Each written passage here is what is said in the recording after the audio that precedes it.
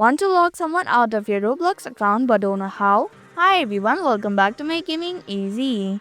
In this video, I'll show you some quick and easy steps on how to log out someone out of your Roblox account. So without any further ado, let's get started. First, click on the More button from the bottom right corner. Then scroll down to Settings and click on it. Next, tap on Security. In order to log out of other devices, tap on the Logout of all the other sessions button. The account on this device won't be logged out, so if you're sure, tap on the Logout button. And that's how you can log out someone out of your Roblox account. Thank you for watching Make Gaming Easy. Hope this video was helpful. If it was, then hit the like button and comment down if you have any questions or feedback.